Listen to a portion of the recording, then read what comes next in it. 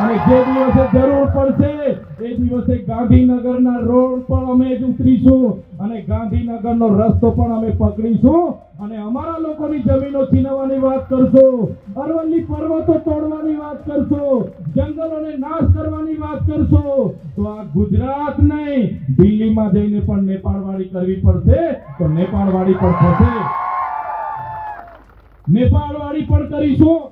ક્યાં સુધી અમારા ખેડૂતની છાતી પર આવીને અમારા લોકોને તમે મારો છો, અમારી માતાઓની છાતી પર પગ મૂકીને અમારા ગામોના ઘરો તોડો છો, અમારી જમીનો છીનવો છો, અમારા પહાડોના નામે, અમારી પ્રકૃતિના નામે, અમારી સંસ્કૃતિને તમે છિન્ન ભિન્ન કરવાના પ્રયાસ નહીં કરો। અમને આદિવાસીઓને છંછેડશો નહીં। અમે જ્યાં સુધી શાંત છે ત્યાં સુધી શાંત છે। અમે સંવિધાનમાં માનનારા છે, સંવાદમાં માનનારા છે, પણ અમારા આદિવાસીઓને છંછેડશો તે દિવસે તમારા જંગલ ખાતા ને પોલીસ ખાતા પણ અહીંયા નજરે નહીં પડે। આ ભાજપની સરકારે હમણાં 3 દિવસ 4 દિવસ પહેલા લોકસભાના ગૃહમાં મનરેગાનું નામ બદલ્યું। આપણે કીધું મનરેગામાં કૌભાંડ થયા, મનરેગામાં ભ્રષ્ટાચાર થયા, મનરેગામાં કૌભાંડ થયા, મનરેગામાં ભ્રષ્ટાચાર થયા। એમના મંત્રીઓ, એમના તંત્રીઓ બધા લોકો જેલો, એમના છોકરાઓને જેલો થઈ। ત્યારે આ ભાજપની સરકારે મનરેગાનું નામ બદલીને જી રામજી નામ રાખ્યું। જી રામજી નામ રાખ્યું। આપણા વડીલો બધા કહેતા હતા કે રામજી ભગવાન તો બધાના હૈયે વસે છે। સાચી વાત છે ને? રામજી તો હૈયે વસે છે અમારા બધાના। મનરેગાના નામ બદલવાથી તમારા કૌભાંડો અમે ભૂલી જવાના નથી, તમારા ભ્રષ્ટાચારીઓને અમે છોડવાના નથી। આજે રોજગારીના નામે જે પૈસા આવતા, ગ્રાન્ટ આવતી, એ ગ્રાન્ટો આ લોકોએ કૌભાંડો કરીને એમના ઘરો ભરી દીધા છે। એમના છોકરાઓ વિદેશોમાં ભણે છે અને આપણને આ લોકો જે પ્રકારે રોજગારી આપણી છીનવી લીધી, આપણા બાળકો કુપોષિત છે, શાળાઓમાં શિક્ષકો નથી, બાળકોને શિક્ષણ નથી, ત્યારે આપણે બધાએ જાગી જવું પડશે સાથીઓ। બંધારણની અનુસૂચિ 5 પૈસા એક્ટ 1996 એમાં આપણને પ્રાવધાન છે, એમાં પણ પૈસા એક્ટમાં પણ કહેવામાં આવ્યું છે ન લોકસભા ન વિધાનસભા, સબસે ઊંચી ગ્રામ સભા। ત્યારે ગ્રામ સભાના પાવરનો ઉપયોગ આવનારા દિવસોમાં આપણે કરવા માટે બધાએ સજાગ થઈ જવું પડશે। આપણા લોકો પૈસા એક નથી જાણતા, આપણા લોકો ગ્રામ સભાનો પાવર નથી જાણતા અને બહારના લોકો આવીને આપણા ગામમાં આવીને આપણા લોકોને દંડાવાળી કરીને જાય છે। ત્યારે હવે એ દંડાવાળી વાળા કરવા વાળા લોકો સામે આપણે ગ્રામ સભાના પાવરનો તમે ઉપયોગ કરો। એ સીએમ હશે કે પીએમ હશે, એનો એસપી હશે કે આઈજી હશે, ડીસીએફ હશે કે ફોરેસ્ટર હશે, બધા સામે ગ્રામ સભાના પાવરનો ઉપયોગ કરો। એમને એમનું અક્કલનું ભાન આપણે અવડાવી દઈશું।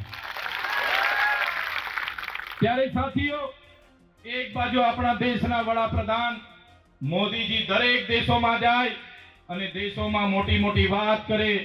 मैं उस देश से आ रहा हूं जहां सभी लोग एक पेड़ मां के नाम ની વાત કરે છે ને વડાપ્રધાન। એક પેડ રોપીને કરોડો રૂપિયા એના પોસ્ટરો લગાડવામાં આવે છે, અબજો રૂપિયાના પ્રચાર પ્રસાર કરવામાં આવે છે।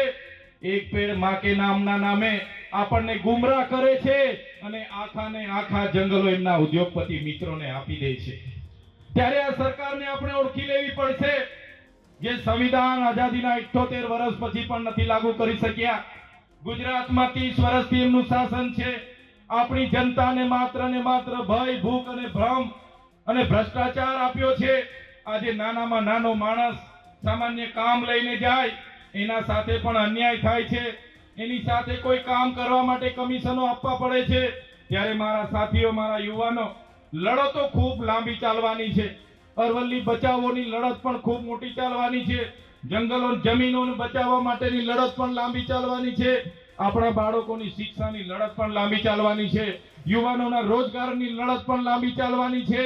ત્યારે મારા સાથીઓ, લડવા માટે અમે તમને આહવાન કરીએ છીએ।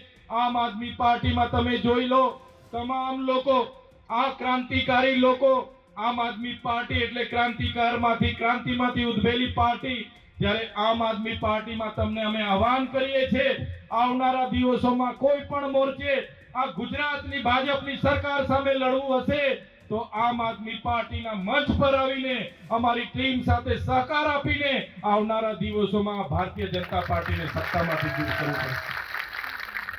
સાથીઓ, આજે મેં અહીંયા ઉપસ્થિત મારા વડીલો છે, મારી માતાઓ છે, મારા યુવાનો છે, તમામ લોકોને હું કહેવા માટે આવ્યો છું, આ લોકોને આપણે સામાજિક લડતના નામે પહોંચી નથી વળતા। એ લોકો સત્તામાં બેઠા બેઠા આપણા તમાશાઓ જોઈ છે। આપણે લડેંગે જીતેંગે, જિંદાબાદ મુર્દાબાદ આવેદન નિવેદન આપીએ, એની આ લોકો મજાકો ઉડાવે છે। ત્યારે હવે આપણે બધાએ નક્કી કરી લેવું પડશે કે રાજનીતિથી કોઈ દૂર નથી ભાગવાનું। રાજનીતિમાં સૌ આવો, રાજનીતિમાં આવો અને જાહેર જીવનમાં આવીને આ લોકોને તાલુકા, જિલ્લા અને આવનારી વિધાનસભામાંથી દૂર કરો એવું આહવાન કરું છું।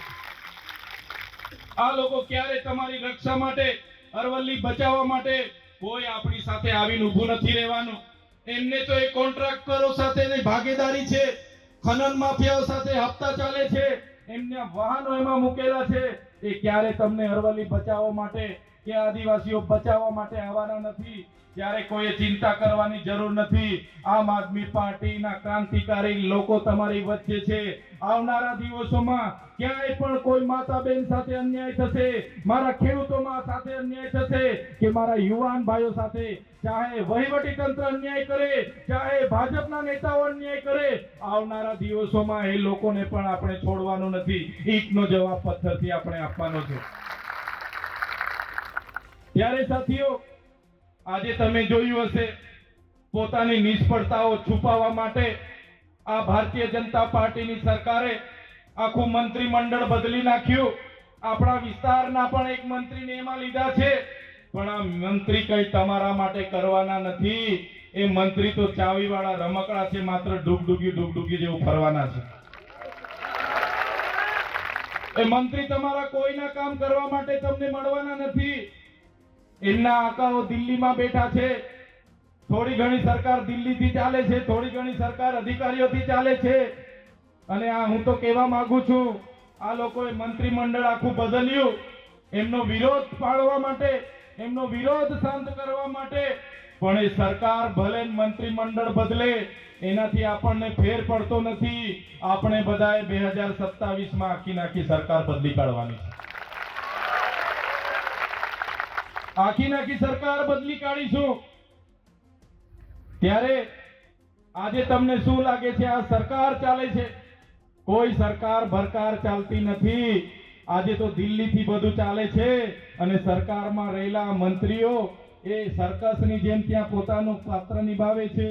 કોઈ સરકાર ચાલતી નથી। આપણી સરકાર, આપણી ગ્રામ સભાનો પાવર છે। એટલે આવનારા દિવસોમાં રૂઢિગત ગ્રામ સભાઓ ભરવાનું તમારે બધાએ ચાલુ કરી દેવાનું છે। ત્યારે સાથીઓ, અંબાજીના લોકો માટે અમે બોલીએ, ગયા વર્ષે પોસીના માટે ત્યાંના લોકોની જમીનો છીનવાઈ ગઈ, ઘરો તોડી નાખ્યા, એના માટે લડ્યા। ગુજરાતમાં નર્મદાના કેવડિયા માટે લડવાનું હોય, નર્મદાના વિસ્થાપિતો માટે લડવાનું હોય, મનરેગા યોજનાના ભ્રષ્ટાચારો ઉજાગર કર્યા, નલ સે જલ યોજનાના ભ્રષ્ટાચારો આપણે ઉજાગર કર્યા। આપણા યુવાનોને શિષ્યવૃત્તિ નહોતી મળતી, સરકાર સામે લડીને ફ્રી સીટ કાર્ડ ચાલુ કરાવ્યા, સરકાર સામે લડીને પોસ્ટ મેટ્રિક શિષ્યવૃત્તિ ચાલુ કરાવી, એમના તાઇફાઓને ઉજાગર કર્યા। ત્યારે આ સરકારને ગમતું નથી। તમે જોયું હશે, હમણાં એક સામાન્ય ન્યાય જેવા કેસમાં મને એરેસ્ટ કરી લેવામાં આવ્યો। મને બળજબરીપૂર્વક મીટિંગમાં બોલાવ્યો। મીટિંગમાં બોલાવીને મારી સાથે માથાકૂટ કરી। ભાજપના લોકોએ માથાકૂટ કરીને પોલીસ બોલાવીને તાત્કાલિક તમારા ધારાસભ્યને, તમારા દીકરાને પકડી લેવામાં આવ્યો। મને કોઈ પણ મામલતદાર ડેડિયાપાડાની કોર્ટમાં રજૂ કરવામાં ના આવ્યો। મને ડાયરેક્ટ રાજપીપળાની જેલમાં નહીં, સેશન કોર્ટમાં રજૂ કરવામાં આવ્યો। અને સેશન કોર્ટમાં તમે કદાચ જોયું હશે, મારા વકીલો કોર્ટમાં આવવા માટે આજીજી કરે કે ભાઈ અમને જવા દો, અમારી ચૈતરભાઈના વકીલ છે, અમને કેસ લડવા દો। એક પણ વકીલને કોર્ટમાં નહીં આવવા દે પોલીસ। એ ભાજપના નેતાઓના ઈશારે એ પોલીસે નર્મદાની જેલમાં રાખવાની જગ્યાએ વડોદરાની સેન્ટ્રલ જેલમાં મને નાખી દીધો। તમે બધા જાણો છો, આ લોકોએ જેલમાં પણ અમને વેદનાઓ આપી, અમને ડરાવ્યા, અમને ધમકાવ્યા। અમને કહેવામાં આવ્યું કે તમારે સરકાર સામે નથી બોલવાનું, તમારે આદિવાસીઓના અધિકારોની વાત નથી કરવાની, તમારે વિદ્યાર્થીઓની સ્કોલરશિપની વાત નથી કરવાની, તમારે ખેડૂતોને ટેકાના ભાવની વાત નથી કરવાની, તમારે કર્મચારીઓની રજૂઆત નહીં કરવાની, તમારે આઉટસોર્સિંગના અધિકારીઓ માટે નહીં બોલવાનું, તો તમે અમને જેલમાંથી તમને આજે છોડી દઈએ. ત્યારે સરકારને અમે જેલમાંથી પણ કીધું હતું, જ્યાં સુધી થાળીમાં ચણા રહે છે ત્યાં સુધી ચૈતર વસાવાના જેલમાં આવવા જવાનું થશે. જ્યાં સુધી જેલની થાળીમાં ચણા રહેશે ત્યાં સુધી ચૈતર વસાવાનું આ જેલમાં આવવા જવાનું બનતું રહેશે. અને તમારે જેટલી જેલો કરવાની હશે કરી લો. આ ચૈતરભાઈ તમારી જેલોથી ડરવા વાળા નથી. તમે જોયું હશે એક અઠવાડિયું એક મહિનો નહીં, તારીખ પર તારીખ, તારીખ પર તારીખ, તારીખ પર તારીખ, એમ કરતા કરતા 80 દિવસ આ લોકોની ઈચ્છા હતી કે આને 2-3 વર્ષ રાખીશું, પણ મારા વડીલોના આશીર્વાદ હતા, મારી માતાઓ મારી ચિંતા કરતી, મારા વડીલો મારા માટે માનતા રાખતા, અને હું 80 દિવસમાં છૂટીને તમારી વચ્ચે આવી ગયો છું. તમારા બધાના પ્રાર્થનાથી, તમારી દુઆઓથી, તમારી ચિંતાઓથી મને જામીન મળી ગયા અને હું જેલની બહાર આવ્યો. મારા નિરંજનભાઈ વસાવા, મારા બિપિનભાઈ ગામિતી, મારા જયદીપસિંહ બાપુ બધા મને લેવા આવ્યા. એમણે કીધું, ચૈતરભાઈ જામીન તો અમે કરાવી દીધા છે, પણ આ નાલાયક સરકારે તમારા વિસ્તારમાં તમને પ્રવેશ બંધી ફરમાવી છે. તમે વિચાર કરો સાથીઓ, જે ડેડિયાપાડા શાકબારાના લોકોએ મને આટલી નાની ઉંમરમાં મને ધારાસભ્ય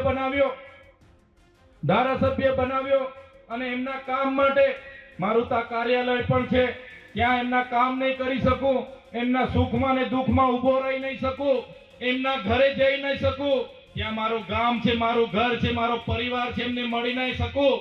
એના માટે આ સરકાર મારા વિસ્તારમાં મને જવા નથી દેતી.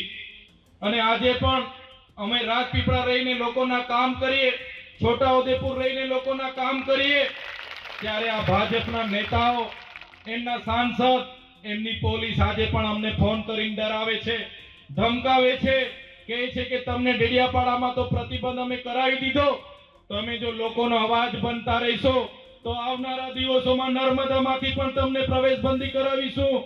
તમે આદિવાસીઓ માટે વધારે લડો છો, આવનારા દિવસોમાં અંબાજીથી ઉમરગામના વિસ્તારોમાં પણ પ્રતિબંધ કરાવીશું.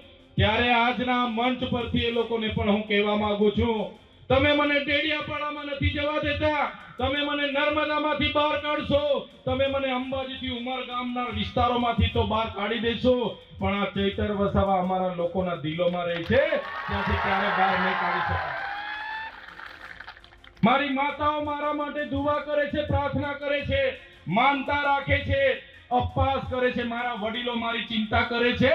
ત્યાં સુધી તમારે ચૈતરભાઈને તમારો કઈ ડર નથી અને ચૈતરભાઈ તમારાથી ડરવાનો નથી. ત્યારે સાથીઓ, આમ આદમી પાર્ટીમાં રહીને અમે સમાજની વાત કરીએ, સંવિધાનની વાત કરીએ, અધિકારોની વાત કરીએ, ત્યારે આ લોકો અમને ડરાવે છે, અમને નક્સલી બનાવવાની વાત કરે છે કે તમે હથિયારો લઈને ફોરેસ્ટવાળા પર ફાયરિંગ કરો છો, તમે હથિયારો લઈને જંગલ ખાતાને પોલીસ અધિકારીને ધમકાવો છો, તમે જાહેર મંચ પરથી સરકારને ચેલેન્જ કરો છો, તમે ગેરમાર્ગે દોરવાની વાત કરો છો, નક્સલવાદ પેદા કરવાની વાત કરો છો. આદિવાસી અધિકારોની વાત કરે તો એ નક્સલવાદ બનાવવાની વાત છે. આજે તમે છત્તીસગઢમાં જોઈ લો, આખા આદિવાસીના જંગલો આ ઉદ્યોગપતિઓને આપી દીધા. આજે હસદેવનું જંગલ અદાણીને આપી દેવામાં આવ્યું, આજે હૈદરાબાદનું જંગલ એમના ભાજપના નેતાને આપી દેવામાં આવ્યું. એ જ પ્રકારે આપણી બચેલી કુચેલી પહાડીઓ, આપણા જંગલો એમના ઉદ્યોગપતિઓને આપવાની વાત છે. ત્યારે મેં તમને કહેવા માટે આવ્યો છું, તમે બધા એકલા નથી, આવનારા દિવસોમાં તૈયાર થઈ જજો. એ લોકો આપણા અરવલ્લીના જંગલો છીનવવાની વાત કરશે